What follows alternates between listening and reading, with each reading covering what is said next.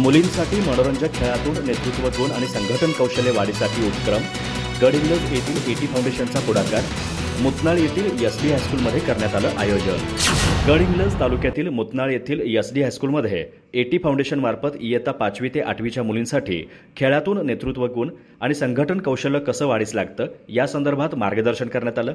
मुलींनीही या उपक्रमात उत्साहाने सहभाग घेतला। छोट्या छोट्या खेळातून आपले नेतृत्व गुण कसे दिसतात आणि संघटन कौशल्य कशी आत्मसात होतात हे एटी फाउंडेशनचे चेतन सुतार, अक्षय पावले, शीतल चिगरी, संध्या नवलाज आणि सुकन्या वंजी यांनी मुलींना दाखवून दिलं। वेगवेगळ्या मनोरंजक खेळातून 3 मुलींना उत्कृष्ट खेळाडू म्हणून निवडण्यात आलं।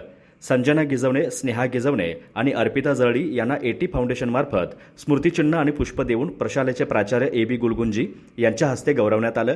हा उपक्रम राबवण्यासाठी प्रशालेचे क्रीडा शिक्षक सचिन मगदूम यांनी परिश्रम घेतले। एटी फाउंडेशनच्या प्रमुख अंजू तुरंबेकर, भक्ती पवार, विद्याप्रसारक मंडळाचे अध्यक्ष डॉक्टर सतीश घाडी, उपाध्यक्ष अरविंदांना कित्तूरकर, सचिव बी.जी. भोसकी, सहसचिव गजेंद्र बंदी तसेच सर्व संचालकांचे प्रोत्साहन लाभले।